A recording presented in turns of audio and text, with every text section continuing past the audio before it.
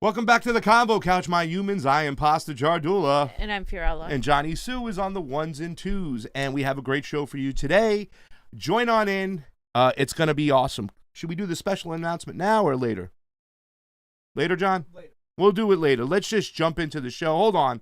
Guys, I want to say thank you to all the ROKFINers, ROKFIN. If you haven't signed up yet, please go over there and do so. And if you haven't seen the interview fam did with Rebecca Parsons this morning, guys, it's up. It is pretty awesome. The woman knows her foreign policy. Excuse me. She knows her foreign policy, and I love that. And she was a pleasure to hear, once again, she's one of my favorite candidates in the Seattle area. So you had Joshua Lee Collins, you had Rebecca Parsons. Do we got one more coming? Yes. Who? Jason Call. Jason Call actually came to the studio months ago, pre-COVID, when he was in town. He came to us before he did the Young Turks. Oh, yeah. He was doing the... Can I tell you about the Young Turks, how badly they stink right now, fam? Oh, I forgot to put... Can we... Oh, we have to add that. I want to add that jank tweet because I want to... he's awful. Well, no. I mean, it's ridiculous right now because he's using Noam Chomsky as his excuse and, like... Nobody asked him to, so we're gonna discuss that later because I think this is one of the most ridiculous things I've seen tweeted, and I'll just put it in the news section, Johnny. All right, so the reason what I was gonna say, Fred Edward, first one in on ROKFIN, LIVE. We love you, Fred Edward. The thing that's really that you could tell why TYT stinks, they don't cover foreign policy anymore. Oh, no, they never talk about foreign policy anymore, and there's a ton of shit going on. I mean, if Anna hadn't blocked me on Twitter, I could educate her, but she decided to block me for no reason. She blocked you for a reason. What did I do? I haven't said anything to her directly. Okay? No, you took away her thunder. No, I did and not. She didn't like that. Whatever. She's like, here comes a more smarter, educated, better commentator than me. I'm blocking her. Hashtag I've been blocked by Anna. I remember that. Hashtag I've been blocked by Anna. Hashtag I've been blocked by Anna. Guys, get on over to the Convo Couch. Like, share. We only got 12 likes. We got 34 people in here. Jesse 2020, Jesse Ventura, explanation points. God, I am hearing stuff on both ends, positive and negative. He's running, he's not running, he's running, he's not running. He's going to try to get in there, he's not going to try to get in there. I don't know. The Green Party convention is over the weekend, starting Friday. I believe it goes Friday, Saturday, and Sunday. It is online. Ron Placone is actually doing an hour set on Friday, so go check it out. Go to the Green Party's website and look it up. I'm going to be watching the whole weekend to see what's going on. And Saturday night, we have an MMA fight. Jorge Masvidal is fighting Usyk, the champion, so that's going to be a great fight, so check it out. That's in Abu Dhabi, which is in the United Arab Emirates on the Fight Island. I know for all those people out there who want to watch that. Fam, you're wearing a cool shirt today. What is that? It's all the power. Let's move this out of to the people. It's a shirt somebody got me.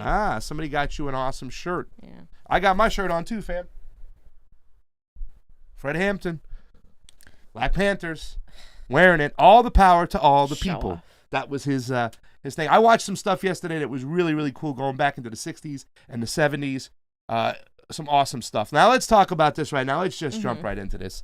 Rodolfo, if you're watching the show, call me. We need to talk. I tried to call you yesterday, but your friend, fam, Nance, her husband, a lawmaker linked to the PPP loan recipients. Now, this is bad. Go ahead. So Nancy Pelosi's husband was one of the people that received the PPP loan recipients. If you guys remember, a lot of the small businesses were left out in the cold when it came to the PPP because the corporations took them. And so now we're finding out that there is a firm partially owned by Nancy Pelosi, her husband, that got Paycheck Protection Program loans, and this was released on Monday.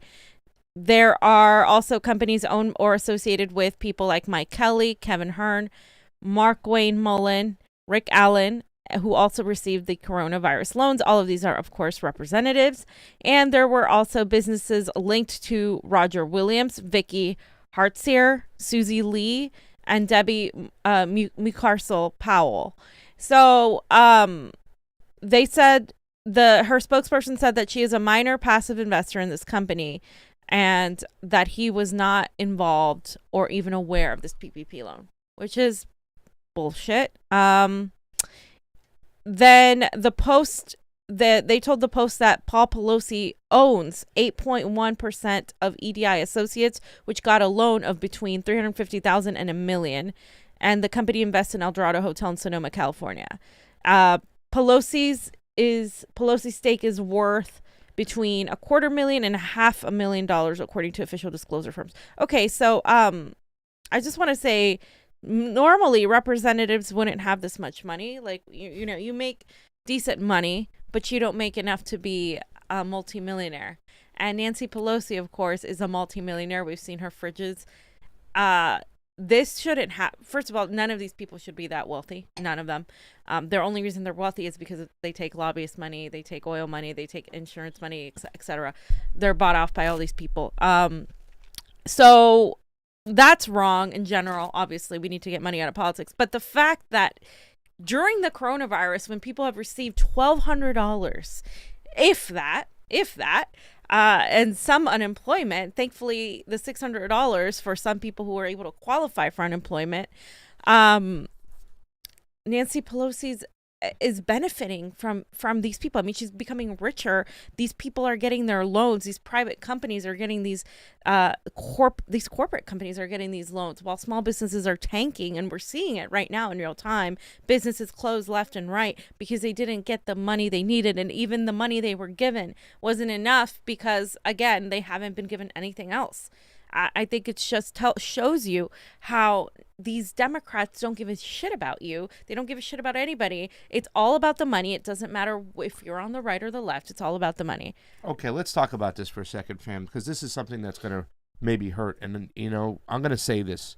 This economic stranglehold in which the Democrats and the Republicans and Donald Trump signed into law, they have fleeced the people. Okay, they have stolen from the people. There's going to be a tsunami of foreclosures. They still haven't put any rent freeze, any rent protections. And I don't want to hear any of those Congress people who are calling for cancellation of rent after they signed on to the CARES Act right here. The PPP money is limited. So it means if a lot of people at the top take that money out, there'll be a lot less for people on the bottom. Not to mention the fact that the way you could spend the money is very limited, and also the fact that the banks are threatening you with lawsuits if you in any way don't use the money in the right way. You know what I'm saying? We showed our friend who got a letter and said, remember, you can be subject to be federal, indictments and whatnot if you don't move this money in the right way, if you lie on the application. Yeah. So it scares people.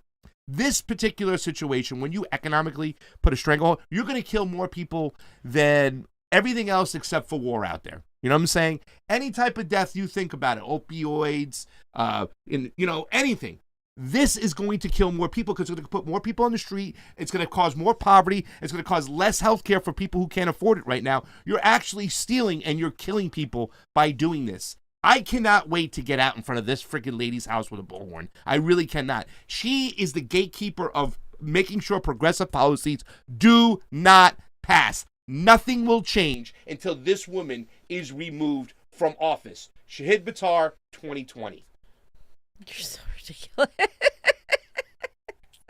I mean, I don't think it's like nothing will change, but I think it'll be extremely difficult. She is the gatekeeper, like he says. She literally has a squad, pretty much. Like they can't do too much because then she'll like kick him out and blah blah blah, which I disagree with because I think they can do a lot more. We've seen other people take more control.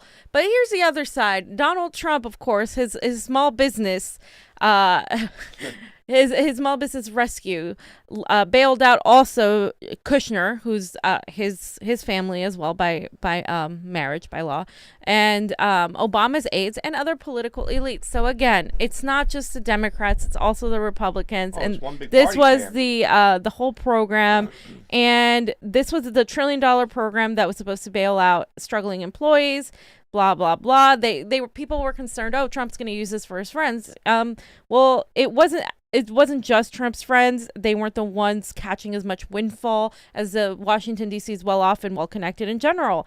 Among the entities cashing 6 to 7 figure checks from the federal government's Paycheck Protection Program, were Grove Norquist, a Oh. highly powered consulting firm run by former Secretary of State Madeleine Albright, the nonprofit headed by former Trump campaign official David Bossie, and a political strategy firm linked to 2 alumni of the Obama White House who've turned in anti-Trump podcasting into a lucrative enterprise. Of course, anti-Trump podcasting is going to be a lucrative enterprise. If I wanted to just have an anti-Trump podcast, I would just, I mean, that's the way to go, you guys. You know that with this guy right here, Grover Norquist, this guy is so friggin' myopic. I've seen him on Bill Maher and whatnot. He ran around the country, fam, and having all the candidates, the Republican candidates, when they first got on the stage last time, to sign a pledge saying,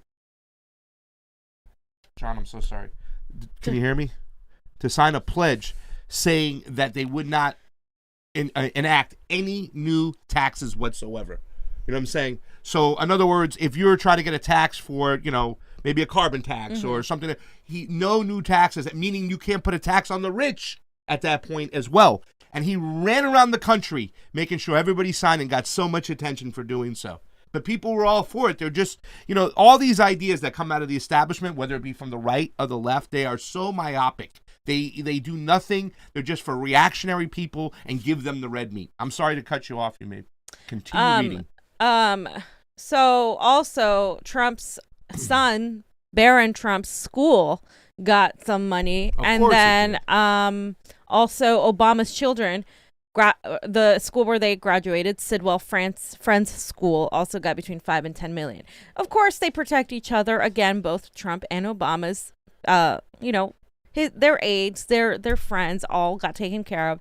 And then the Treasury Department finally released the name of everyone who received a loan greater than the $150,000 through the PPP. The disclosure does not cover loans below that amount, nor does it specify the exact amount that each organization received.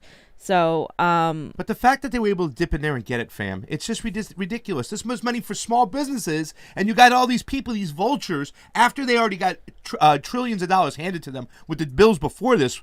You know what I'm saying? So not only did they fleece the country once, all right, but now they're also taking from everyday poor people out there, and what left of the middle class we have left. They're really suffocating. They're putting the boot on the neck of everybody right fucking now. And you guys better wake up, because this is really going to... I hope people get in the streets. I'm talking everybody after this one. If you don't see what they're doing now, you'll never see it, ladies and gentlemen. Look at them. They're stealing from the small business loan. Pelosi. And Axios returned... They also got money, but they returned it after public outcry. A public outcry works a lot of the time. You shame these companies into doing something at the very least symbolic. But I mean, it's I think people should be angry about this. I think people should be protesting this, especially small businesses, because during the time that small businesses were waiting for their PPP, I saw a lot of people who have never been political before to start talking about it and start saying, "Oh my God, I'm not getting this. How is Ruth Chris, who's a corporation, getting it before we are?" Blah blah blah. So that also helped these people expose who these corporations were, and also caused some of them to return the money. Shake Shack, I believe, returned the money. And, but that shouldn't happen. They shouldn't have gotten the money in the first place. Can I say that? They shouldn't have gotten the money in the first place. And this is the problem with Mnuchin, right? Steve Mnuchin, okay? Because the whole thing is that, we couldn't go after him for his practices when he actually put out predatory loans or fake loans and then pulled people's houses from underneath them. It happened to Graham Elwood. We talked about it on the show. It was one whole big scam, and Obama bailed out the banks and let these guys run free. But he was so supposedly, he couldn't do anything. It was like, it was a misunderstanding. It was a breakdown. Why would Trump hire this idiot who can't run anything? It's like hiring Dean Logan. I wouldn't let these guys run an ice cream shop. I really wouldn't, because that's how stupid they are. The fact that they were able to access this money in the first place just shows you how incompetent and stupid they are. Or maybe they aren't as competent and stupid, and they just feel they can rob you right in front of your face. Yep. And this is my whole point, guys. This is why I will not vote for either Biden or Trump, because you can't convince me that one is better than the other. You just can't. I mean, you can argue over who's worse, whatever, in the long run, short term, whatever. But both parties, I'm done with the duopoly. I'm done with the two-party system. They both exploit and use the working and middle classes so expendable. They do the bidding of the military-industrial complex and the CIA. I mean, this is just for show. Voting for a president right now, I'm even to the point where I don't care about the Green Party. I don't care about anything. Like, I'm just like, the federal government nationally isn't going to change anything at this point, because we have so much underneath it that is so corrupt that we have to start from the bottom up. Change will not come from whoever you elect as president. It's not going to come that way. It's just not. So I think we need to stop looking for saviors, and we need to really understand that this change is happening through people's actions on the ground. That's going to make all of this happen. Like, focusing on who will save us in 2020 isn't it, or in 2024. I mean, well, we might be gone by then. Who knows what the hell might happen by then? Like, stop saying Nina Tulsi 2024. Like, what good does that do right now? It doesn't do any good, especially if they run under the same party, under the same system that is going to try to prevent them from getting there, when we have the same type of bogus elections that we've been having, when we have the same like we have no power, and the only way to get that power is to demand that power. So I'm just we fed do up have with the some whole people thing. that have kind of made it to the through the jungle primary and have a chance to really maybe, I don't know. I mean, once again, I think these elections are fixed and it doesn't make a difference. But Angelica Duenas, well, yeah, I mean, I'm not saying don't support some of these great progressives, but again, I go back to the squad. Like, yeah, I won't, like, I love some of these candidates and I think they're great, but at the same time, you are running under the Democratic Party, you are tied to the Democratic Party and their little mind games, and Nancy Pelosi and all of these things. Like, it's just, how do you expect to reform a gang of criminals? Because that's what they are. They're a gang of criminals. It's like, I just don't believe that sort of corruption that's embedded with so much money can be reformed.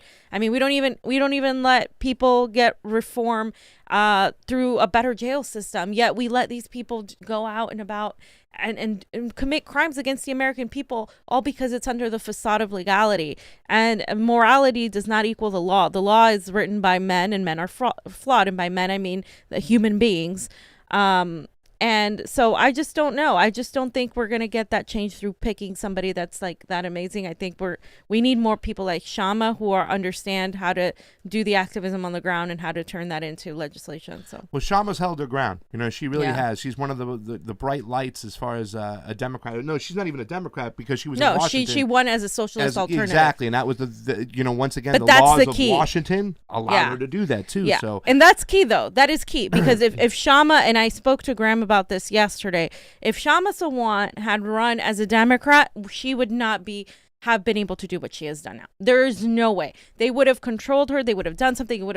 The fact that she is a literal outsider from the Socialist Alternative Party, that changed the game. And I think more people need to go that route, because it is possible. At least at the lower level offices. You know, I often talk about, how the what we need more than anything is the way, and let me read the Super Chat contribution. It says, M. Berg 33, Green Convention is online 9th through 12th, 12 p.m. to 8 p.m. Eastern. Thank you for the information. The 9th starts tomorrow. So I guess it's starting tomorrow. I thought it was starting on Friday. But Ron's on Friday, so we know that. But as we get on to the next subject too, fam, we often talked about this, and I bring it up a lot, and I want to go get that video of Boehner crying, you know what I'm saying, when I would talk about that Freedom Caucus. What they did, they made him cry, and then he quit. I wish the squad would have joined together and done that to Nancy Pelosi. I really, really do. I was hoping for that. We saw it on the right. I said, let's see it on the left now. By all means, they had superstars going into there. The Freedom Caucus had a bunch of schmucks, but they put their target on Eric Cantor, who was a leader in the Republican Party as the establishment.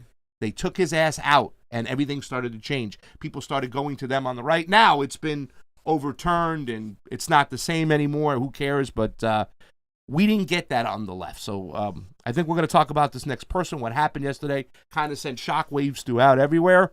Fam, go right ahead. You put this up. Kevin McCarthy, what about him? No, it's not about him. It's about Ilhan. It's about his asshole. He posted this video of Ilhan Omar. Ilhan basically said that she wants to dismantle the systems of oppression. Now, there are many reactions to this. I, for one, think what she said, there's nothing wrong with what she said. I do think there's valid criticism from the left that we're going to be discussing. But I think my issue was a lot of the criticism that was coming towards her was riddled in racist, Islamophobic insults to her. And that has been since she's been in in Congress. You know, that's nothing new. She's always been like that. But basically, we're going to show how, like, what are actual criticisms that are valid, and then what are the ones that it's like, you're literally talking nonsense. And it's not because I don't like their ideology. It's because it doesn't make any sense. So yesterday, Basement Biden said he wants to transform America. Today, a House Democrat said she wants to dismantle our entire system. The Democratic Party has given up on America. All they want to do is tear it down. Okay, first of all, Biden is a Republican, so Biden isn't going to do shit.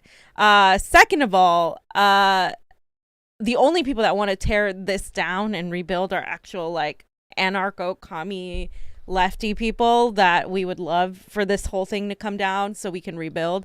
But at the very least, the majority of things people want are to change the systems that are affecting people and are keeping us in a form of I don't want to say slavery, but it is like a form of servitude to this system where, you know, you can't get sick because you don't have health care. You can't work because of COVID, but if you are forced to work, then you're making less money than you were before because of all the things going on. The government isn't helping you. The police are out there killing people. They completely need to be demilitarized. Then we have a military industrial complex that's going around the world trying to, like, imperialize everybody for the United States, the corporation of the United States. Corporations have more rights than people. I mean, I could go on and on about everything that's wrong. Those are the systems that I think the majority of people want to get rid of and build something better. That's the same sentiment of defunding the police and all this stuff. Now, your boy, what the right has done is frame this in a way that is that it just doesn't make sense. So first, I want to hear what Ilhan said, and then we can go into the Tucker Carlson thing. As long as our economy and political systems prioritize profit without considering who is profiting, who is being shut out, we will perpetuate this inequality.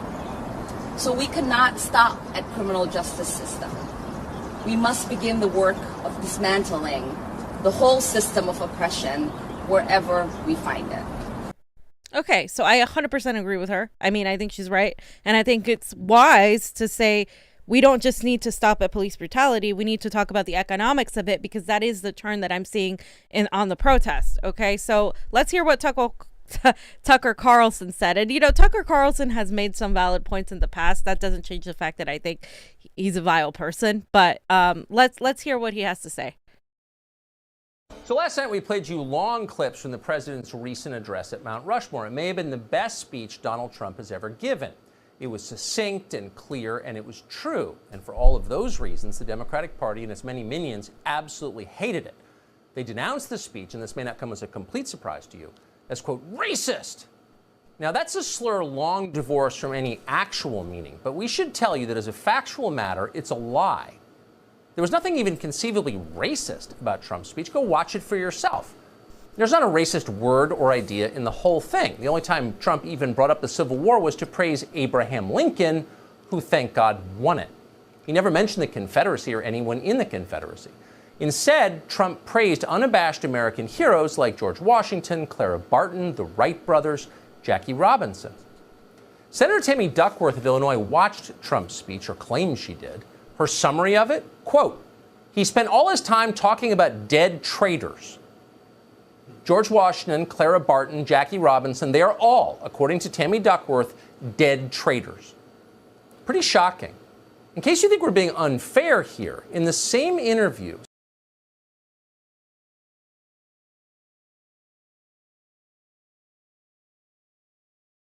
in the Democratic Party right now, it's everywhere. Turn on the TV. Here's Congresswoman Ilhan Omar just today. And if anyone should love America, it's Ilhan Omar. This country rescued her from a squalid Kenyan refugee camp and made her a national figure, quite an ascent. But Ilhan Omar is not grateful. She hates us for it. Watch Omar tell us it is time to dismantle our country. Okay, so you can stop it there. As long as our economy...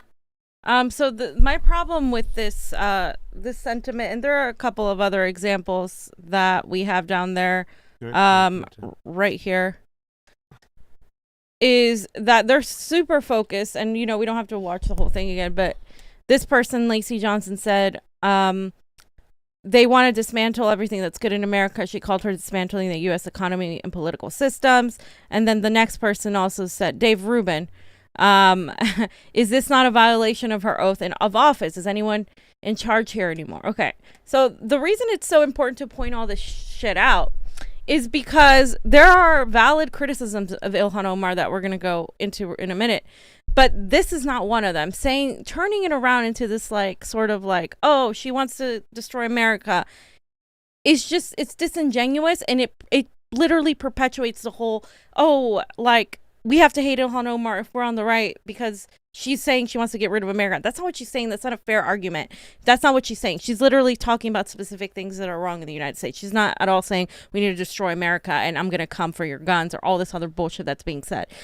It's important to point that out, because if we don't point that out, then when I criticize Ilhan Omar or when he criticizes Ilhan Omar, then that criticism, it comes on deaf ears because they're going to call me a Republican or call me a whatever. So we're going to show you exactly what is a valid criticism of Ilhan Omar. Yes, first of all, somebody's saying Gloria La Riva Leonard Peltier 2020. Thank you for the super chat contribution. Well, I mean, I also want to point out too, fam, the fact that Ilhan Omar was my favorite squad member by far. When she went after AIPAC, the bling bling thing, I thought it was amazing. I really did. But I did put up a tweet because there are many things that have happened. And, you know, listen, if you want to take down the walls of oppression, if you want to take down the imperialist ways, if you want to take down the system, you have to start with doing the biggest roadblock to those progressive policies, and that is the Democratic Party.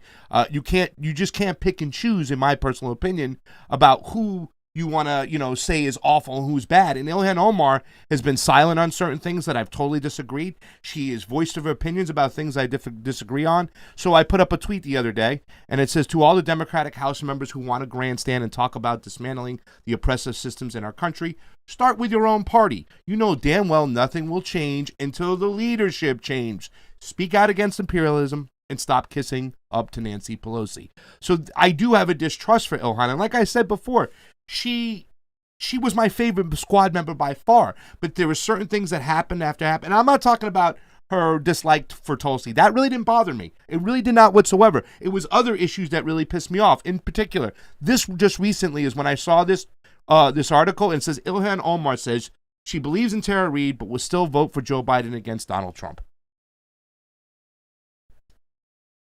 I mean, I'm gone. I'm out the door. I don't know what to tell you right there. But you can't just take your corruption calendar and go after who you want when you want. It seems like these Democrats are only going to go after Republicans or Donald Trump, and I ain't down with that, because the Democratic Party is a sneaky, sneaky party. And they're the reasons why there's so many oppressive systems up, because they haven't been on our side to take them down. Also, Ilhan Omar's shameful Armenian genocide statement. You know, she went and met with Erdogan. All right. Nobody ever talks about that. She was the only Democrat to go vote present. This is not where you want to vote present when it comes to the genocide of the Armenian people. It was a bullshit thing. And it makes me think that she has some history rooted in her that won't allow her to think past these things geopolitically. And if you can't think geopolitically, then you're not going to be able to take down the real oppressors. That's my personal opinion. And these are reasons why I don't believe in what she said. And even though her statement was spot on, it was, fam. I can't even argue it. The way she talked about these things, and I know a lot of people are like, "Oh, what is she talking about? She's ruining our institutions." I don't trust her. I believe in institutions, but our institutions are so tainted because it's not bringing down the institutions. It's bringing down the people who run those institutions. And my point is, the Democrats are just as guilty as the Republicans. And if you make a statement and you're rushing about the bounty thing, but you don't say anything. I checked both your Twitters, Congresswoman, and you say nothing about the fact that we could have ended the Afghan war and you didn't stand up against the people who are really oppressed, then I don't want to hear it. Walking papers. So that is my valid criticism of Ilhan Omar. Obviously, fam, too, the people, the way they attack her, and there are so many people, the way they've always attacked. And those people, I don't care.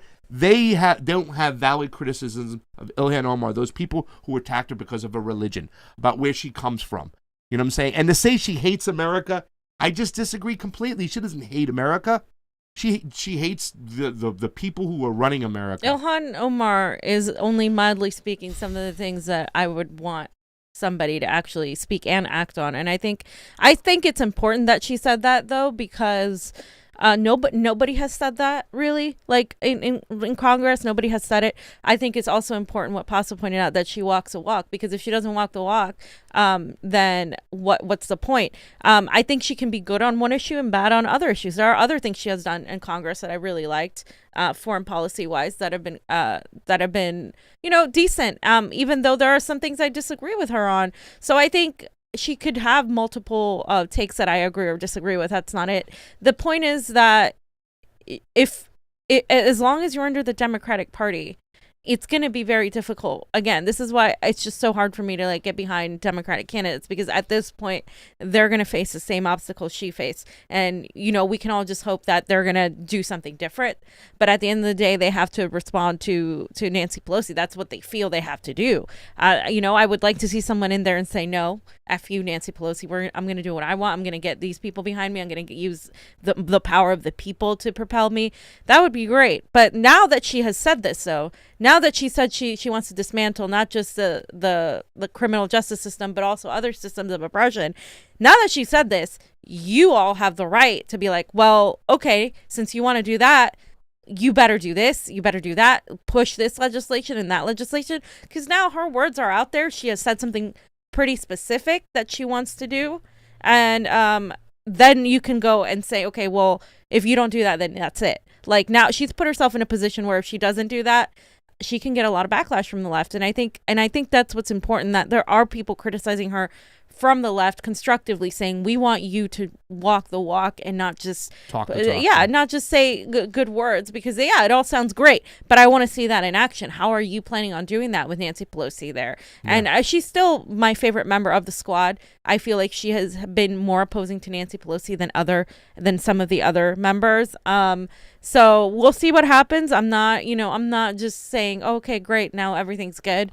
But yeah. I think it's important that she said it. It's also important that there are the right criticisms coming in, saying, okay, well, are you going to do this, and that? Because if we just get stuck on criticizing her because we don't agree with her religion, what the hell is, what does that do for anybody? Yeah. So I mean, also too, that Armenian genocide vote, a lot of people were really turned off by that. Yeah. That was a really screwed up thing to do and stuff. I mean, can you imagine had she denied the Holocaust? Right. You know what I'm saying? No, but you read why she did that vote, right? You read her statement? Yeah. She said it was because they weren't recognizing the Native American genocide and everything else like that. So that's interesting. I don't know. I mean, that's... Yeah, but she's also met with Erdogan, you know what I'm saying? So, I mean, there's a lot more to it and stuff like that. The Ottoman Empire rebuilt, you know what I'm saying? She's always kind of been anti-Assad. That she met Erdogan? What does that mean? I mean... what is that? What are you saying with that? Well, I mean, it's just kind of... What point are you trying to prove It's suspicious, though. I mean, the fact is that we're going to be very critical of Tulsi going to meet Assad or anybody going to meet any leader when you're going to meet Erdogan. Erdogan, I don't like at all. Erdogan is one of the worst. I hate him, period. So I don't know what they talked about, but the fact that you go to meet Erdogan and then you vote that way and your excuse is because we didn't recognize the Native Americans, it's suspicious. You know what I'm saying? Because Turkey, once again, the Armenian genocide was a genocide from the Turks. So the fact that you're meeting him and then you're voting that way, it's very suspicious. That's all I'm saying. I wasn't in the room with them, but it's cause for concern, Now, I want to say also, it's important to not just focus on that small clip, but watch her whole statement on this, which was failed to be done. So let's watch this. And everyone who has been doing everything that they can to make sure that the George Floyd's death does not go in vain. Right now in Congress, the Senate is sitting on a comprehensive bill to transform criminal justice and the policing system.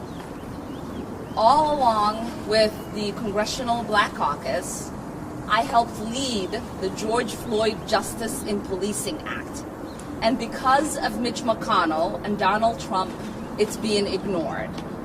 I guess the president would rather attack the people who are protesting than actually address the issues people are out here protesting for. And as my colleagues here will tell you, we are seeing the same here in Minnesota. Democrats in the State House have passed a bold package that meaningfully addresses police violence in our state, not only to be stonewalled by Republicans who would rather skip town than protect Black lives. But we can't stop at criminal justice reform, or policing reform for that matter. We are not merely fighting to tear down the systems of oppression in the criminal justice system. We are fighting to tear down systems of oppression that exist in housing, in education, in healthcare, in employment, in the air we breathe. In America today, white families have 42% times more wealth than Black families. When we say housing is a human right, we need to guarantee homes for all. When we are speaking to the fact that home ownership rates are nearly twice as high for white families as they are for Black families. Here in Minnesota, it's triple, and people of color are more likely to face eviction and homelessness. When we introduced the Zero Waste Act or a Green New Deal, it is because we know that environmental racism is real. Whether it's living near incinerators in North Minneapolis, proximity to power plants and factories, higher exposure to emission from polluting, the disproportionate harm that disasters like Hurricane Katrina caused to Black communities, even access to basics like clean water, we are bearing the brunt of that environmental catastrophe. When we say healthcare is a human right and that every American deserves free healthcare, we are speaking to the fact that Black Minnesotans are more than 50% more likely to be uninsured than white Minnesotans. When America gets a cold, Black Americans get pneumonia. Our communities are the ones that are bearing the burden of the coronavirus more than any other. People of color make up this disproportionate share of low-wage essential workers who have had to keep working in food production plants, grocery stores, and other workplaces despite the risk to their lives. We've also faced higher rates of joblessness to the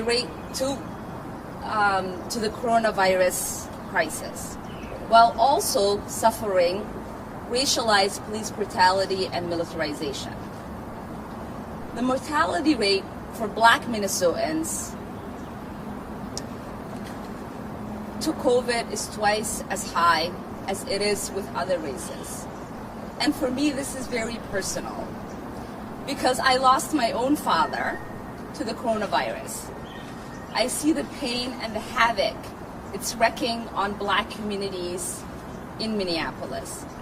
We must recognize that these systems of oppression are linked. As long as our economy and political systems prioritize profit without considering who is profiting, who is being shut out, we will perpetuate this inequality. So we cannot stop at criminal justice system. We must begin the work of dismantling the whole system of oppression wherever we find it. And so with that, I will have Senator So that was her entire statement. So there was a lot there that we didn't discuss. She was very specific. That's what I'm saying. Like she's very specific, and she was talking about other things, which is an extremely important statement to make because that's what we've all been wanting. I didn't know she lost her father to coronavirus either. Yeah, she did recently. He passed away, and so what I want to get to is it's important she even said that because the general strike movement, that's what she's talking about essentially. She's talking about healthcare for all, housing is a human right, but redoing the whole police system. Obviously there is. The whole police brutality thing has taken a partisan issue. A lot of Republicans have been completely against it. A lot of Democrats have been for it. However, how much these Democrats are for it and what they're trying to do and how they're trying to manipulate, it's something worth noting as well. that is something that I think we need to continue pointing out, because a lot of these people are going to say, oh yeah, I support Black Lives Matter, but they're not going to do anything legislatively to really continue that. So while the Republicans might be outright in their opposition, there are some Democrats in there that are opposing to any sort of defunding or the police in any way, shape, or form, but they just say like they support BLM. And so that's what we have to watch out for, I think, with the Democratic Party, because the Republican Party, we know, like outright, like they're very upfront about how they feel about those issues, but Democrats, not so much. Yeah, and I'd be interested to see what the legislation that she introduced and what it says in there, and what she's been working on, so then we can see how exactly she is trying to fight these oppressive systems. Right, because if you're not gonna, if you're just gonna reform research for this, but if you're gonna reform, if you're just gonna reform the police, like it's not. We don't know if she's reforming the police or not. I don't know what's in the legislation. But that's what I'm saying. Like it's dependent on. She's not gonna be able to get something like defunding the police on a federal level. I mean, it's just with both houses of led by Republicans, she's not going to be able to do it. It's just not going to happen. You see, like 75% of the bills that kind of get put up there half the time too, as well. They're just symbolic, and they're really not specific to anything in particular that really can move the ball. Her state legislation, I'd like to see what they're getting going over there. But anyways, fam, who is this here? So this is her daughter. So if you guys don't follow Ilhan Omar's daughter, she's actually like far to the left of Ilhan, and she's a Gen Z. And if you just take a look at her tweets, she said, I didn't know my mom was a comrade. And it's just funny because now people are calling Ilhan Omar a Marxist and the Marxist comrades and threatening our democracy. I wish Ilhan Omar was a Marxist comrade. But if you go to her daughter's tweets, I'm 17 and I hate capitalism. Like right away, and she has some fire tweets, and she just says she's just wise beyond her ears, and she's just literally like, I want her to run for office. Like she just gets it, and I don't know. Ilhan Omar would do what she needs to do right now is understand foreign policy better, listen to her daughter, focus on freedom of speech and protections for people like Julian Assange. That's been one of her criticisms, that she really hasn't at all.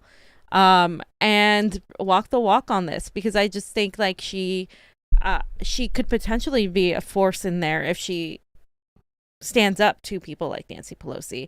Maybe it's going to take us having more of our people in there. I don't know, but I just don't see that whole thing. Like they're still trying to play ball with Nancy Pelosi. They're still trying to play ball with the Democrats. So I think it's valid criticism to be suspect of everybody at this point. But I will give her points for saying that, because I think the things she said are important, and at least she's saying them, because I haven't seen anybody else get out there on a microphone and talk about like any of this stuff and use those words, tear down these systems.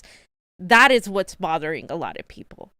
The language, tear down the systems, you want to tear it down. Yeah, we freaking do. We need to. Like, it's not working. You need to, like, other countries have had how many constitutions? Like, hello, we're still in the same constitution. We haven't even, we haven't done anything like that. This country hasn't really had a revolution like that, while other countries have. And so we are still a young country, and it's just, we need to get used to that. Just because she means tear down doesn't mean she means the United States isn't going to exist. So yeah, I mean, it's not like they've had any type of serious legislation come forth for working people since the late 1970s, the Democratic Party. They abandoned laborers a long, long time ago, and they went with all these capitalists who are, neoconservative. I'm going to say neoconservative when it comes to foreign policy, but they're neoliberal when it comes to the market. So on these surface type of bills, you want to get real systemic change. Let's real. You want to get rid of the oppressiveness. You got to get real systemic change. Get an infrastructure bill, get it going. And then the all wars bill. Pull out. How about you get a bill and you propose a bill that eliminates half of our military bases across the world? How about you get an infrastructure bill? That's what I'm saying. When Donald Trump became president, I had a dream that Bernie Sanders would go to him and say, now you listen up. You're going to give me an infrastructure bill. We're going to bring people home from these wars, and we're going to put them to work and rebuild our country. We need a real bill with real teeth.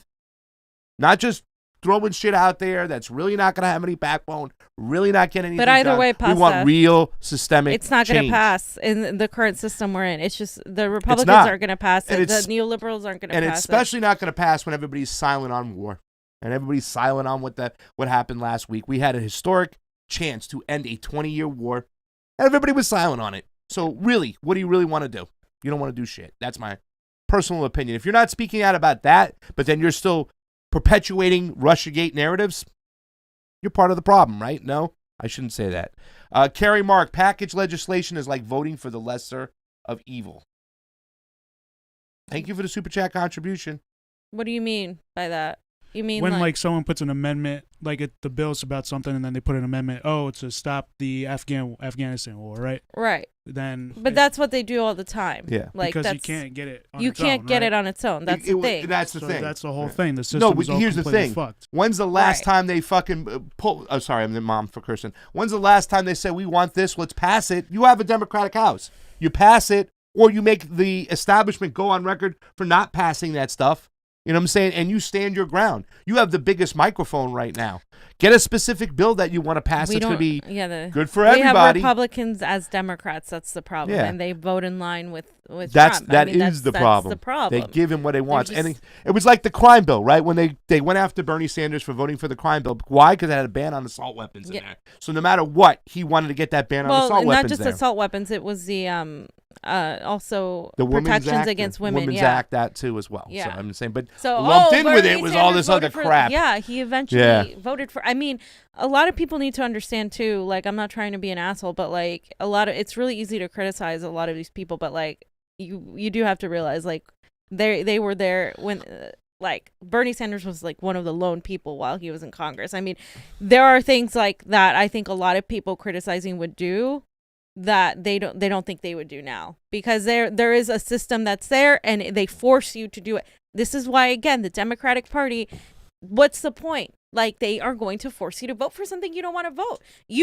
Otherwise, what are you going to do? You're not going to do anything. So it's kind of like this game that they have to play of give and take. Okay, I have to vote for this, but I won't vote for this.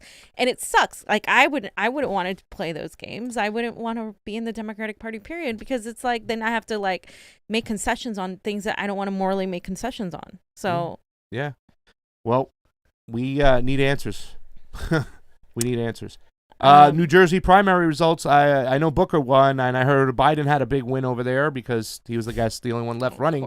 But I want to send a shout out for a gentleman we had on the couch. Yeah. Russ, don't miss the bus. Russ Cirincione. Thank you to everyone who knocked on doors, made phone calls, believed in our movement, and helped us fight for change. I could not be more proud of the movement we built together. We are not done fighting for better representation. Russ Cirincione. And this kid has been out there hitting it, pushing it. He's been active on Twitter. He's been growing that base. He had a tough battle. He had a very kind of like neoliberalish district. Yeah. And he lost. Came in second, got the second most amount of votes.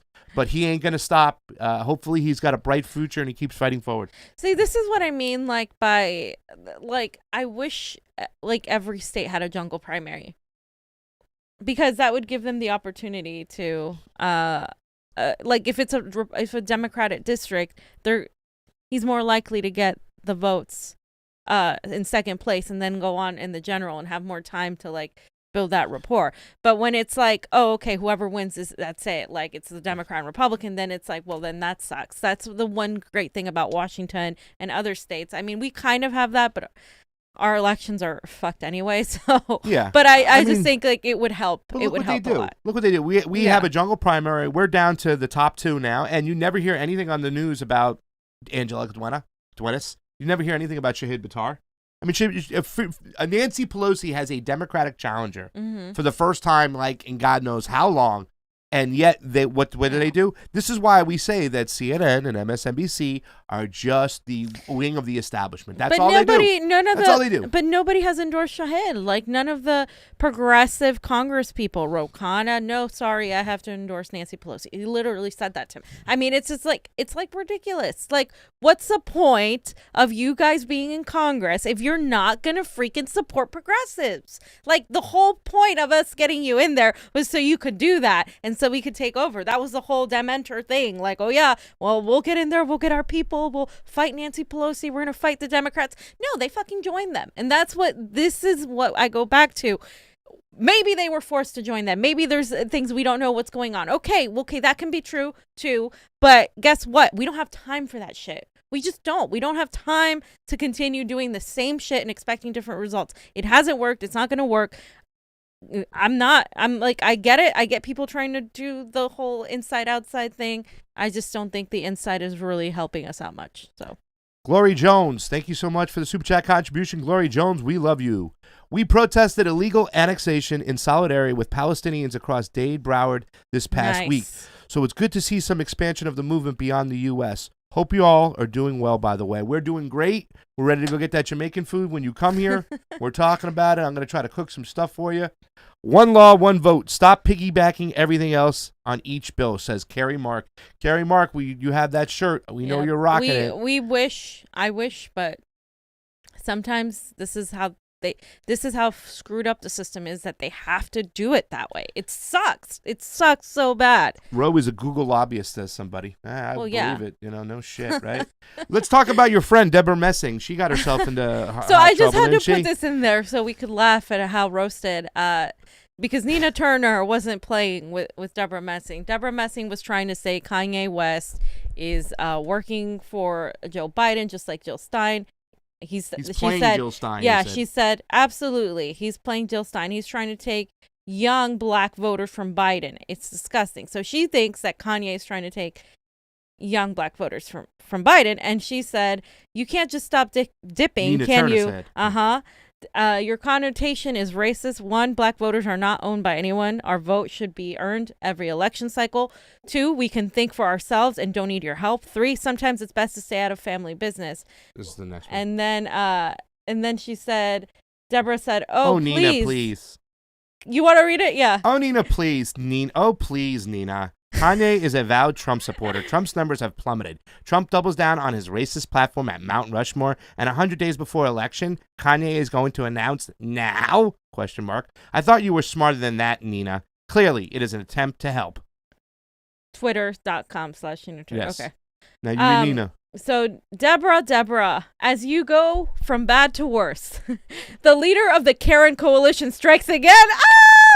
Although it is customary for the Karens to call the manager on black folks, how dare you attempt to create a public conflict between 2 black women leaders? Okay, so she mentioned, I don't know if it's the whole thing. Yeah, hold on. She mentioned, she mentioned something else. Blah, blah, blah, blah, blah. Hold on. She mentioned something. Oh, here it is. I'll have Stacey Abrams call you when I speak with her this week. Deborah Messing is thinking that Stacey Abrams has some sort of ownership over Nina Turner, or she's like the go-to black woman, which is funny because Stacey Abrams isn't even like Nina's here, Stacey Abrams is here. Okay, here. Center for American Progress. So yeah, all the Deborah Messing's tweet is clearly is an attempt to help, right? So Posse, want to read the rest? To help Trump. Biden swept the African-American vote in the South. Kanye has millions of young African-American fans. It's not racist to say Kanye can take Biden-leaning votes away from him. It's numbers, statistics. If you want to use this, grab your spotlight by all means. If you really care about an African-American community having their vote counted. I'll have Stacey Abrams call you when I speak to her this week. Yeah, she call you when I speak to her this week. I'm so sorry. Yeah, no, she messed up. But right there, no, I was at a different. Hold on. Okay. Well, Nina Turner also said, the last time I checked, this is America. Folks who want to run can run. The purpose of elections is not to prop up one person over another. It should be a contest. It should be a context, a back and forth over ideas, plans, policies, vision, and provision for the people, not a coronation. And I agree with this statement, especially right here. You can say all you want about Kanye West and whatever, but to try to tell a black woman that he, that he is running, and then that she's too dumb to see that this is all Trump's ploy to get votes with Kanye and all this crap. I mean, it's ridiculous. I mean, these neoliberals think that black people can't make their own decisions. And it's weird because they're all like, oh, Black Lives Matter. And then they turn around and do this shit. This is the kind of like feminism from like, this is just like centrist mentality that they think that Nina Turner isn't smart enough. And Nina Turner destroyed her. I mean, it's just like, she completely destroyed her. It's just important to point out because Deborah Messing is like the queen of neoliberal Karens. I mean, she is like here, and she is a real Karen. Like, she is like, oh yes, I support. She tweeted something about the pipeline and how it was a victory. She's continuously propping up neoliberals who take oil money. I mean, she is the Democratic establishment in a nutshell. She's like the representation of it. They lie, they say all this symbolic bullshit, then they turn around and attack progressives. Her, Zerlina Maxwell, constantly attacking Nina Turner and Breonna Joy Gray all the fucking time. Now, fam, when it comes to Dapple, we'll just see how things play out. I just want to emphasize Glory's chat here. She says, I just want to give a shout out to Deborah and Fred Gutenberg's trifling ass for reminding us that Democrats are still racist and no amount of BLM painted streets or kente cloths can change that. Ooh, Glory Jones with the savagery. Glory Jones on fire. Go tweet that, Glory. Oh my God, Glory, that's great. What the hell? Damn. Go tweet it so we retweet it. What the hell? Glory Jones is on fire.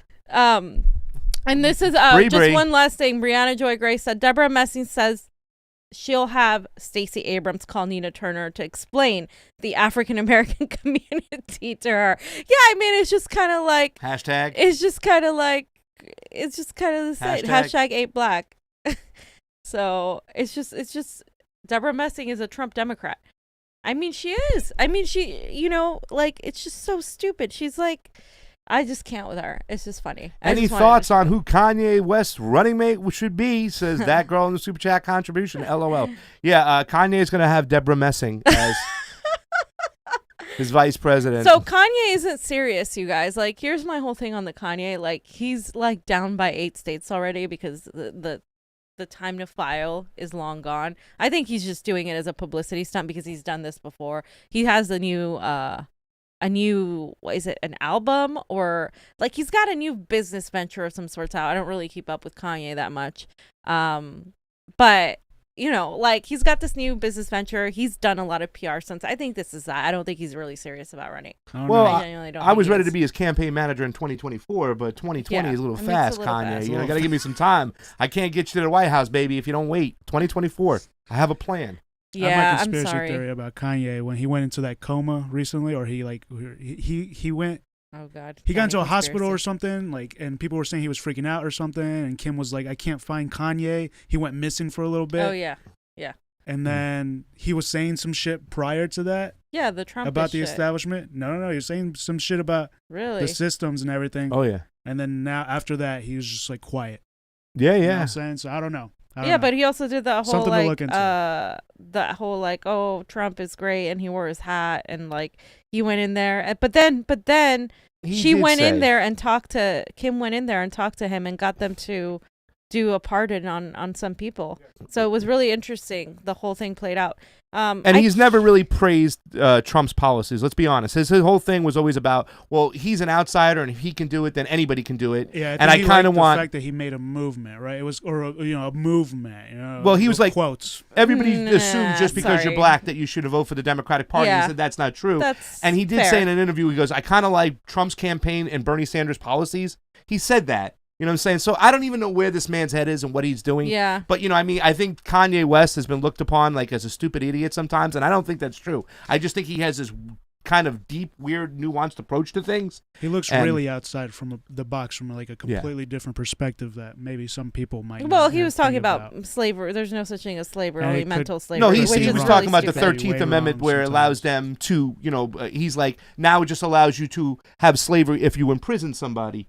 And he was kind of talking about that angle, that there is slavery now because we're locking up, black. He said a part about mental slavery, like that it was like the mental only slavery mental is different than what he said about the 13th Amendment. I'm just saying. I saw what he said about that. Once again, I'm not necessarily pro Kanye here, but it's been this way. And let's talk about Kim Kardashian has done some great friggin' work with the clemency laws, you know what I'm saying? And bringing that to Donald Trump and getting a lot of prisoners released. I mean, a lot of people talk shit about Kim Kardashian, but what she's been able to do too and accomplish, that you have to tip your hat off to that stuff. And especially when we looked at Kim Kardashian as like the biggest distraction for Americans, for American women. I mean, but that doesn't undo all the shit her and her family have done to like. They literally are using slave labor abroad to make their cosmetics and exploit that. And they're exploiting, I mean, I think they're smart business people. They're exploiting capitalism and using it to their own advantage. Nobody can deny that. Yeah. But I don't want that to be representative of America as much as I don't want Trump. I don't want billionaires to be representing us in the White House. No more celebrity billionaire egos. Like, I don't understand why we're even having this discussion. Like, it's just like, I mean, people have the right to vote for who they want, and people have the right to run, absolutely. But I just don't. I'm not taking it seriously. Yeah, it's kind of funny when you talked about the whole slave labor thing too, as well, and that's true. You can't deny that. That family used that business, and just recently, Colin Kaepernick, and I've always been kind of critical of Colin Kaepernick and saying, yeah, what he's doing is great, but the fact that he is signed on with Nike for a long time, he should have a conversation with Jim Keedy, and now he's signed a deal with Disney. So it's kind of like, come on, Colin. It's like, I get what you're standing for, but you got to go the full way here. You know what I'm saying? And I'm glad you did point that out about the, using the slave labor over our countries to do all this work, and it's very close to that. Just like, prison labor. It's very, very 30 cents a day kind of shit. It's bullshit. Bethlehem Tessafe says, I swear this type of behavior is beyond my understanding. I have white in-laws, and it has been, it has exposed their true colors. I just finished watching Bee's feed video about #talk about bias. It's eye-opening and worth every minute. Bethlehem Tessafe, thank you for that super chat contribution. It is always appreciated on the couch. I'm not giving you reactions anymore because people just like they thrive on that, and I don't like it. Fam, you got to give the people what they want. Nah.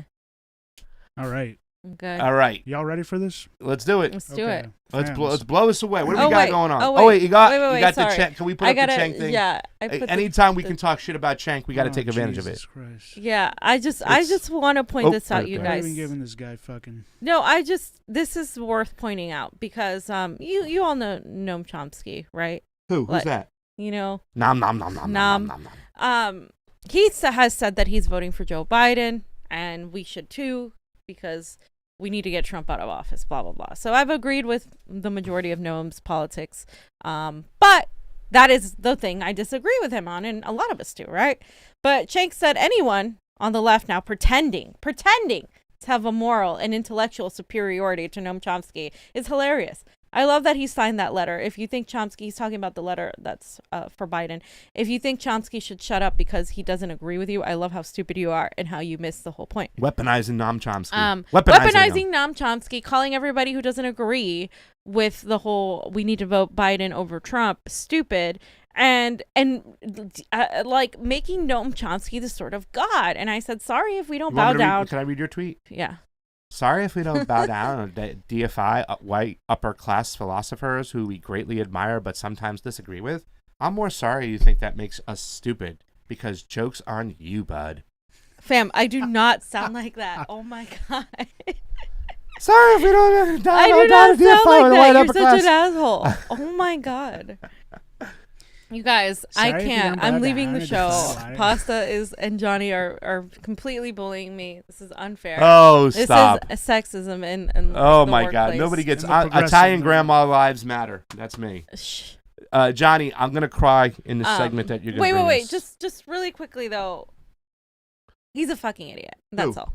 TYT? Tank, yeah. Tank? Like they're a joke now. I'm sorry. I That mean, is all like, they do is anti-Trump videos. They don't. I don't do care any if you foreign vote for Biden. policies. I don't care, Tank. Just fucking vote for Biden. Just stop vote shaming people for it, dude. Or Just stop bullying people to try to vote for him. Yeah, saying you're gonna stupid. get people like you guys should go and read all the comments because everybody was roasting him. That Katzenberg check, baby.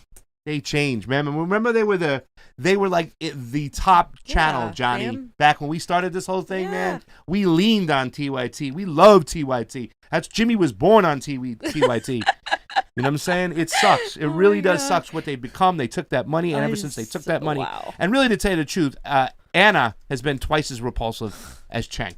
So just want to point that out. Yeah. Anyway. Okay, so fams. Fam. Oh man. Oh God. Am I gonna cry? You're gonna make us cry. Jeez. There's a picture. Officers mock Elijah McClain's murder with this picture. Let's just let's take a look at this. What the mainstream media is saying about this. So, Yahoo News says Elijah McClain, U.S. officers fired for pictures mocking man's death. So let's just take a look at this. This was on July 4th. I believe the pictures were released on July 3rd. 3 U.S. police officers in Colorado have been sacked after they shared photos reenacting a chokehold used on a black man who later died. Elijah McClain, 23, died in August last year after being stopped by police. And then another officer resigned over the matter. A local police chief called the images beyond comprehension. So, okay, what I have here. Okay, so in this picture, it is exactly imitating the carotid hold that was used on Elijah McClain. So here's a in-depth picture, and I added their names just so you know who these people are. You barely even see it. So you see he has his arm here, and then he has his left arm with his hand behind his head. So that's exactly the same way that you do that hold. So let's look at how that chokehold looks like, so you can see. The first thing I discovered is police aren't the only ones to use a chokehold. It's also a martial arts move. How are you doing? How are you? Good, thanks. Good. Matt Scheib is a black belt judo instructor. Turns out there's a lot of ways to choke someone, but really only 2 styles. Cut off the oxygen supply to the lungs or cut off the blood to the brain. Matt is good enough to demonstrate both on me, starting with the air supply choke. Okay. Wow. All right. So that's the restricting the airflow by simply pressing up against the windpipe here. And it cuts off your ability to talk as well as cuts off your ability to breathe. Put the frog in your throat. All right. Next step is the this is the blood flow one, right? Okay. And same thing. When you feel it, just tap. All right.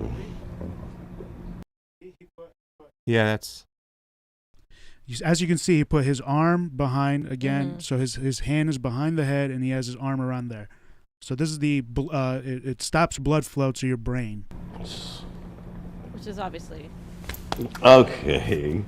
That one creates a sensation of lightheadedness. You can definitely, you sort of get that tunnel vision thing and much quicker. It is the last choke, that blood supply choke, experts say is the safer of the 2 techniques because it's easier to restore blood flow than it is to get someone breathing again. Phil Holloway's the next guy to wrap his arms around my neck.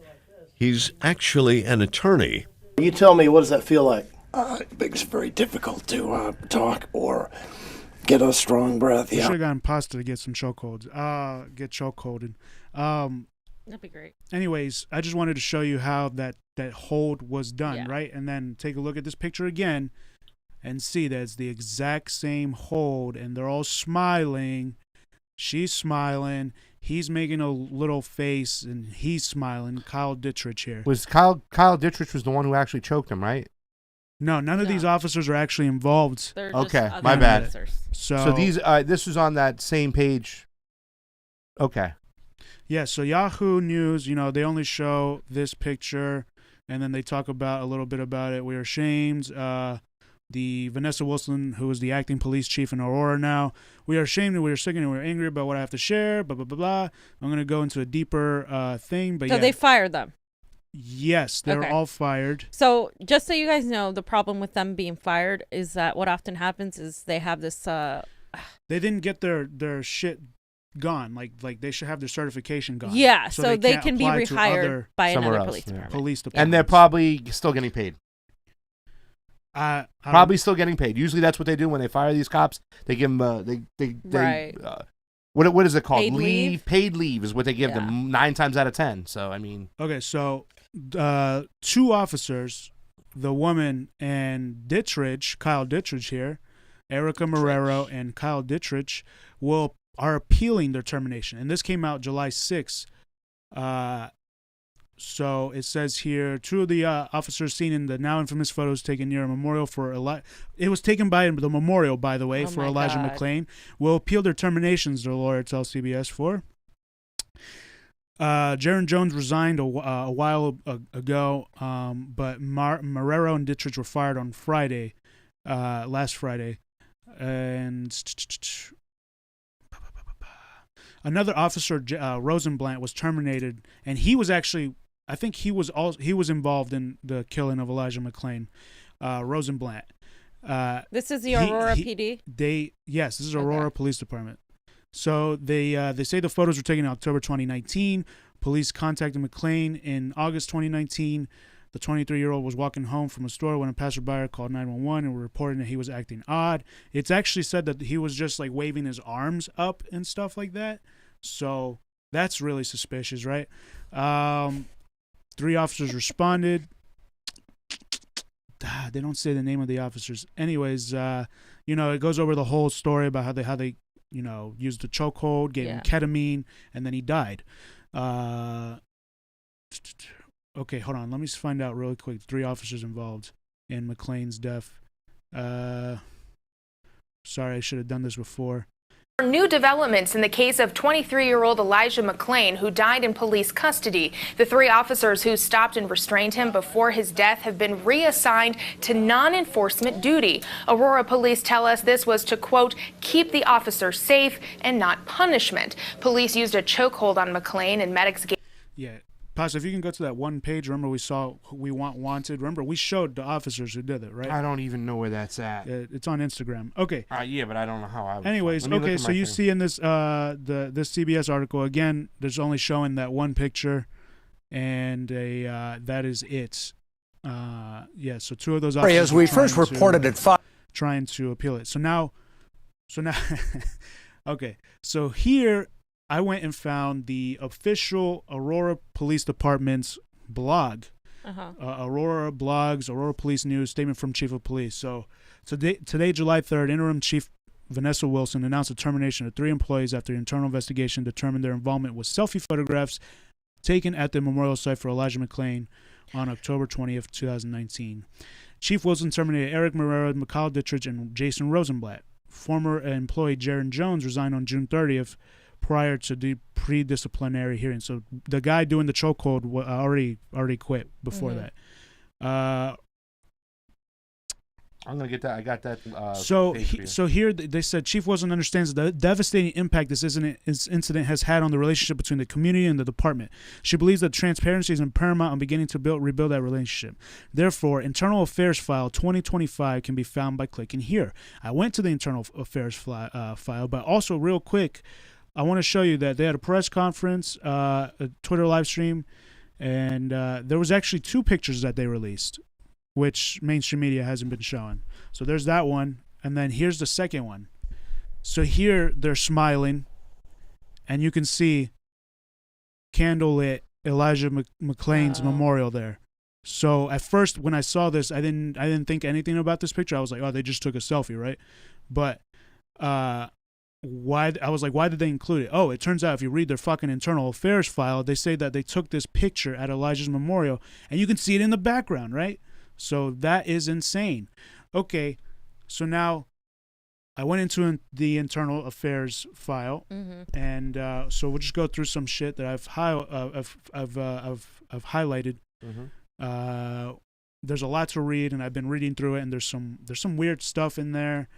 I'm going to try to get access to the audio and video recordings that they did of the interviews of each police that they did. For sure. Let's look through some of it. This is the beginning of my notes. I'm going into a deeper dive later. So let's take a look. So here it says, Agent Tom Sobeski and Sergeant Chris Cruiser were briefed on an internal complaint that was received by the chief's office. In summary, we're told earlier this day, Officer Blank. So this is the officer. They blank his name out because he's the one that brought this complaint forward. Okay. So they're keeping him. They're protecting his name, right? So we had a police officer step forward. Yeah, we did. So I'm saying. Officer Blank had announced at a FOP board meeting that he was told by Officer Jason Rosenblatt that he had received photos showing Aurora police officers Nathan Woodyard, Kyle Dittrich, and Erica Morera at Elijah McClain's gravesite, and that they were drinking alcohol. We were told Officer Blank, Sergeant Mark Sears, and Officer Mike Levine then went into District 3 where Officer Rosenblatt was working and asked him about the photos, and he denied it, asking where they had gotten that information. So this Rosenblatt guy denied getting the pictures. Okay? So the next thing, Sergeant Sears, which is he's the sergeant, so he's kind of doing the investigation. They had a meeting, right? And then this Officer Blank, who brought it up, said they went to District 3 to go find Rosenblatt, right? And that's when he denied it. So Sergeant Sears was advised, what was understood was that during this meeting, some information came to light and that caused him some concern. He said they were getting ready to conclude the meeting when Officer Blank said he had some information that he wanted to bring to their attention. This is kind of how it went down, right? Sergeant Sears said that Officer Blank said that he was at a social engagement with Officer Rosenblatt when he said that he needed to tell him something. Sergeant Sears said he believed Rosenblatt was one of the officers involved in the Elijah McClain incident. So he was. Yeah, Rosenblatt was one of the officers involved. So Sergeant Sears said that Officer Blank told him that Officer Rosenblatt told him that he had received an unannounced text message via his phone with some pictures of some of our officers who were around Elijah McClain's gravesite. He said Officer Blank said the way Rosenblatt explained it, it was more of a jovial sense. They were poking fun and joking and laughing. Okay. On to the next one. Yeah, that's a subject you want to poke fun and laugh at. Just by the way, sorry. Exactly. It's disgusting. Fucking assholes. Okay. Sorry, Mom. I love you. So on this one, Rosenblatt lied again, and Officer Judy Lutkin, president of the labor organization that Rosenblatt is a part of, said some bad shit. So Sergeant Sears said he then got an unrelated phone call. So they went to District 3, and then the Sergeant Sears, along with the Officer Blank, who did the thing, and then another officer was also there. And so Sergeant Sears, they approached Rosenblatt, and then, they were kind of talking to him, and that's when he lied. He said, how'd you find out this information? So then he got an unrelated phone call from Deputy Chief Glidden, whatever, and stepped out of the office. He said he observed Officer Blank and Officer Levine, which is the third officer that went to District 3, come out of the office, go into the main hallway of District 3. He said he went and started talking with Officers Blank and Levine, and they were trying to meet with Officer Judy Lutkin because he knew she is president of the labor organization that Rosenblatt belongs to. That's important. Officer Judy Lutkin is the president of the labor organization that Rosenblatt belongs to. Sergeant Sears then saw Officer Lutkin, which is Judy Lutkin, who is the president of the labor organization, in the hallway, and then saw Officer Rosenblatt approach Officer Lutkin and asked her if he could speak with her prior to talking to them. He said Officer Lutkin and Rosenblatt then left the hallway. So Rosenblatt, who received the text message photo, went and spoke to his labor president, and then before that labor president went and spoke to Sergeant Sears, the officers investigating. Sergeant Sears said Officer Blank was upset with Rosenblatt, who he said had lied to them. He said he then called Interim Chief Wilson and told her there was serious allegations that needed to discuss. So Sergeant Sears called the chief. Okay, while he was on the phone, he observed Officer Lutkin come and speak with Officer Blank and Officer Levine. He said he could not hear this conversation. He said he was told by Blank and Levine that Officer Lutkin told him it was not illegal to be at a gravesite. He said he was a little taken aback by that statement. So we see here how they're trying to say it's not illegal for them to be at a gravesite and take this picture or whatever, right? So it's kind of like they're siding with those cops, right? The president of the labor organization. Well, that's why people are against police unions, because the police unions aren't just like any other unions. They basically are there to ensure that no matter what they do, they get away with a slap on the wrist and they can go work somewhere else or etc. But you see how this is a real life example of how that system works, right? Right. Okay. So let's Sergeant Sears said he got down to District 3. He said he did not record the meeting with Officer Rosenblatt. Okay. Sergeant Sears specifically remembered Officer Rosenblatt saying, "How did you find out about this?" and that he denied telling Officer Blank about it. He said Rosenblatt did not deny getting the actual pictures. So Officer Rosenblatt was told how serious this would be if it got out, and Rosenblatt was asking, well, how would it get out? He said Officer Rosenblatt used some technological term on how he erased the photos. He said Rosenblatt was downplaying it like this wasn't that big of a deal. He said he never heard, so Sergeant Sears says he never heard anyone yelling or screaming during this meeting, and when he took the phone call, was 10 feet away from the door. Rosenblatt said that Officer Levine had his fist clenched and was standing over his desk yelling at him. So you see Rosenblatt is saying that, oh, they're being aggressive, yelling at me. But you have Sergeant Sears who's saying that there was no yelling happening, right? So that's Rosenblatt has a history of lying here 3 times already, okay? 3 times. And, okay. Yeah, and I like the way they could just call the union representative right away to fucking save their ass. Yeah, right? Like, get on the horn. Like, let me talk to my union. Let me, you know what I'm saying? Let's not even let's sidestep the fact that you're going to a guy's grave and you're taking pictures and mocking a kid who was on the spectrum that didn't do anything, who said he wouldn't even kill flies. He was killed. Well, Rosenblatt received that picture, right? And he was one of the officers involved. And I'm not sure if he did the chokehold. I got to see I got to do that. I got to go deeper into that. So Sergeant Sears said Officer Blank did not tell him if Officer Rosenblatt told him who sent the photos to him. He said the way it was explained to him by Blank that it was part of a group chat with numerous people. Okay? So they sent this photo, mocking Elijah McClain's death, taking a selfie at the memorial for Elijah McClain with smiling faces and shit to a group chat. Why is there a group chat? Well, I think someone from the group chat is probably the one who took those photos and leaked them, huh? Yes. So at least we have somebody of decency within that chat. But the fact there is a group chat for like. So what does that tell you? That there's a fucking community inside the police There's department a culture. that's fucking racist as fuck, and they're It's fucking sick as fuck. Who are get off on this shit? Yep. They get off on this shit. You're right. There's a culture like that, and it's within the police department. But thank God we have some people coming forward and exposing these assholes. Whoever was in that chat and took these photos and exposed them, thank you. All these people should be fired, let go, and anybody involved with Elijah McClain's death should be charged. Yeah, and not just with manslaughter. This just goes to show you that you can't reform that.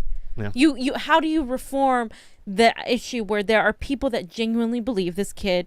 It's funny that they killed him. Like they're mocking it into everyone's faces. They're mocking the actual death of how they killed him. You can't. They're getting joy out of it. Like you can't reform that. You can't. You have to completely start over with a different kind of even hiring process. The people we hire have to be different. We can't be hiring people who just want to have power and want to have a gun and want to be above somebody else. We like the whole. This is why reforming doesn't work. This is why, to people who don't understand why people are so adamant about defunding the police, it literally means completely change the way the whole police system has worked. You can use whatever word you want, but all of it has to change, because if it doesn't, if you just do little tweaks here and there, it's still going to happen. They're still going to protect each other. It's just like the Democratic Party. I mean, you can't reform that shit. Like, you got to start over. Like, this is a whole systemic problem. And it is like the Democratic Party. We have to address it. Yeah. All these institutions mock them, you know what I'm saying? Johnny, is that it for that story? No, I got a couple more. Hold on. So that was like a big main point, right? That there's a culture of that, right? Yes. So it also, he said, so Officer Blank said Officer Rosenblatt told him that some officers had sent him pictures from Elijah McClain's gravesite. He said he didn't remember the exact conversation. What he remembered was Officer Rosenblatt told him the pictures showed them drinking and taking selfies, hanging out at the grave in a joking manner. So it's okay. This whole investigation doesn't even go into drinking on the job, right? Right. They were drinking on the job, and they took that picture. Yeah. Okay? Which, so I don't know. Other than bartenders, I don't know who well, can maybe drink they on just the got job. off. What else you got, Oh, Johnny? God. Officer Blank said that he was in shock with this. I just kind of wanted to emphasize what who this Officer Blank, all his statements are saying, right? Because this is an interview, and they kind of summarize the interview. So Officer Blank said that he was in shock with this information. He thought who would do that, and that it was disgusting, and it took a long time for him to process it, calling it shocking. Yep. He said it. They did do this. He can't work with people like that. He said if they did do this, he can't work with people like that, and that they don't deserve to be in this profession. Yeah. He said regardless of what crime anyone ever committed, a death is a death, and a human life is a human life, and it should all be respected. So shout out to this good officer. Yeah. I mean, I'm really interested in seeing the interview to see if it's genuine, you know? It sounds genuine on paper. Let me tell you something, John. I think it's genuine. You know why? Because whoever got the picture, leaked it to this guy. Exactly. Knowing that he would do this. I mean, so far on the surface. Or leaked it to him, showed it to him, thinking he might laugh, right? Yeah. And then it turns out this cop is actually good. But also they can figure out between all these who leaked in and who had access, all that. They can easily figure out who it was. So again, this isn't something like, even though they're protecting who it is, they can figure out who did it. Like, that's their number one thing now, is to figure out who's the rat. Who's the rat? Who's ratting us out? Yeah. That's because that goes against the whole police culture. Like, you've seen The Departed. No. Yeah. So he says it here. He says it. Officer Blank was asked why he did not come forward before now. And he said, it's a shitty situation to be in. The last thing you want to do is affect someone's livelihood, affect their family life. He said he understands by doing this, it will negatively impact him for sure and will affect his reputation. Yep. He said he knew it was the right thing to do and that he had to do it. It just took him a long time to build up the courage. Because what did they do? They go after officers who tattletale on other officers, right? Yeah. They ostracize them. It is a gang. It is like a like you can never trust that person, and then you ship it away. Johnny, is that it? Because we have people leaving our thing. Jimmy's going live. So I got you. A couple last things. So Officer Rosenblatt was asked his opinion if the officers in the photo were grieving or making fun of Elijah McClain, and he said he did not want to give his opinion. So fucking Rosenblatt is a piece of shit. Officer Rosenblatt said he replied to the photo with "ha ha." Huh. He asked what "ha ha" meant to him. He said, people that know me that I have a nervous laugh and I wanted to give something short and concise and non-engaging. I got a nervous text laugh. I got a nervous text laugh. Just let them know. It's a nervous. And kind of just be done with it. The nervous text laugh. These people are such assholes. So, okay. So that's all my screenshots. But then I just really want to quickly show Dittrich. Okay, I can't show it because I would have to scroll down. Basically, this guy, Dittrich, he admitted in the interview that it was his idea to take this photo, right? Mm-hmm. And he's the one that's trying to get his job back. Along with Erica Marrero here. Uh-huh. Yep. I don't know. I'm still going deep into this packet. It's a big ass packet. It even says here, what does it say? It said, I don't know. It said something like, "Oh, the packet is so big that it might take a while to download." But that's the whole point. So yeah. Okay. Yeah, I mean, more to come with that. Awesome. I might write a Medium article for it. Yeah, for sure. There you go, should. John. You should. Absolutely. This is a lot of great information. A lot I mean, of people, it really nobody's does show really the talking culture. about You're this. really Yeah. exposing the culture of what goes on and how Yeah. it goes on there. You know what I'm saying? We always say that we need more police officers to stand up and point out the bad ones, whatnot, and that's what happened in this situation. And we need to really, show and spotlight those people doing that, and we also need to find out and catch the ones that really, because we don't want a person like this on the street. No. If a person's going to go to somebody's grave, a kid on the spectrum, and do that shit after he was killed, we don't want him on the streets, bottom line. No. We don't want him anywhere near our having power over people, having power to kill. That's good, John. All right, so we have a special announcement before you get on out of here, ladies and gentlemen. Tomorrow we have a special guest at 2 p.m. Pacific. We have some answers. So, we have some questions. And we need answers. We need answers from we need to get some serious answers. So, tomorrow's show, pay attention, everybody. Spread the news. Dr. Cornel West will be on the Convo Couch tomorrow. At 2 p.m. At 2 p.m. Pacific, 5 p.m. Eastern. Yeah. Once again, Dr. Cornel West will be on the Convo Couch. This is big for us tomorrow, so guys. spread it around so we can get a lot of viewers and stuff. We're gonna ask him some questions. Obviously this is a very this is a great time to have him on, considering all the things that have been going on, all of this stuff with Elijah McClain, with George Floyd, all of it. This is a great time. We want to hear about him, his policies. He's the one that called, he's talked about the white moderate. He talked about Hillary Clinton.